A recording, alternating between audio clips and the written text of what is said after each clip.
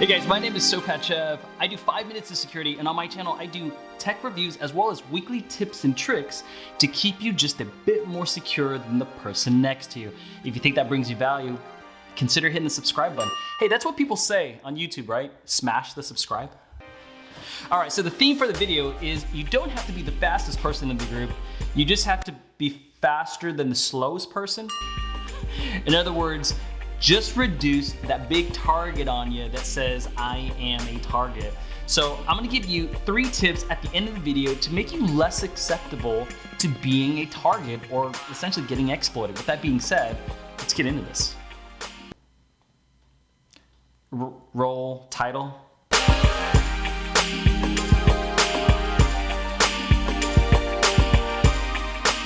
All right, so let's get right into usernames and passwords. This confirms your identity and it validates that you are who you say you are when you're trying to access an application. So you punch in your username along with your password and then you get access to whatever tool or app that you're trying to use. Now, with that being said, by and large, we typically use the same username and password, don't we? My question is, why?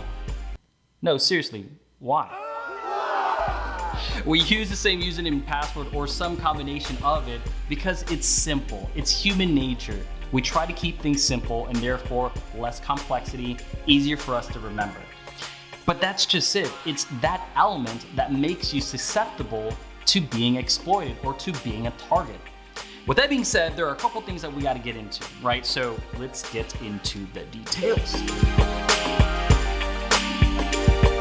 So let's use the example of logging into email, such as Gmail or Google Mail.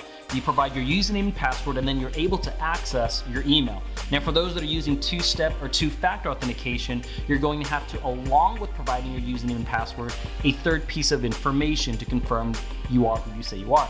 Now, two-factor authentication is meant to be received in the form of an SMS text, or you can get a phone call. Sometimes if you have a third email or a second email that you can also receive that code on, you can go that route. And essentially what you're doing is providing a piece of info to confirm that you are who you say you are. So it's just another secure way to verify your identity. Now it does have its inherent risks, so let's get into that as well.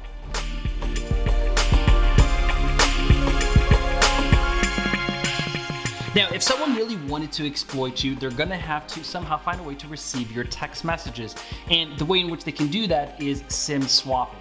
Now, essentially how SIM swapping works is the threat actor is going to somehow figure out how to manipulate your cell phone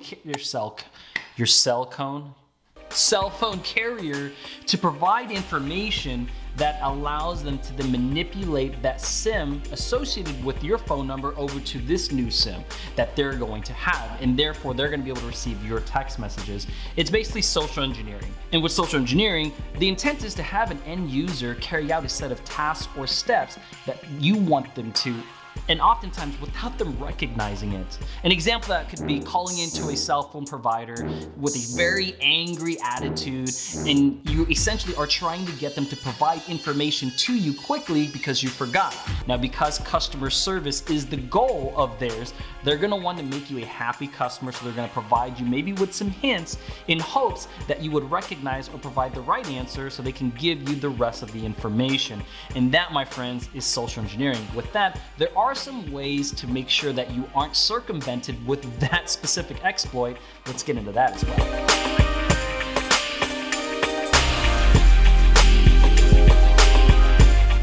So here's 3 tips to make you just a little bit more secure. Tip number 1 is consider using two-step or two-factor authentication. Now, I get it. Some of the two-factor authentication provided by some of these applications isn't the best thing and is defaulted to sending a text message, but it still is better than doing nothing. And remember, the whole goal is not to be the slowest man in the group. That's really it. Tip number 3, consider using an application-based multi-factor authentication.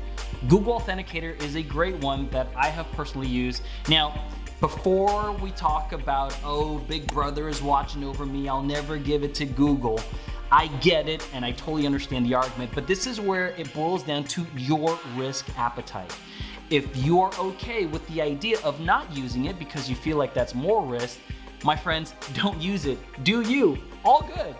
But for those that feel like this is a way to further reduce that risk for you, it is something to consider. And tip number 3, passwords. Choose passwords or password phrases that are very difficult. Now, let me give you an example of something. What street did I grow up in? What's my mother's maiden name? All these secret questions, think about a way to answer it or provide an answer that is very abnormal. So here's an example. What's your mother's maiden name? I like crocodiles, but I enjoy mangoes on the beach. Exclamation mark. That's the whole intent, that's the whole purpose. It makes no rhyme or reason and is very difficult for somebody else who doesn't know me maybe to guess. And it's really only in my crazy mind that I would come up with something like that. With that being said, guys, I hope that helps you. In the next video, maybe we'll look at setting up Google Authenticator if that is of meaningful purpose to you.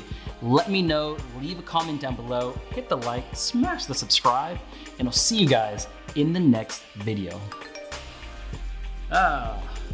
Bank codes.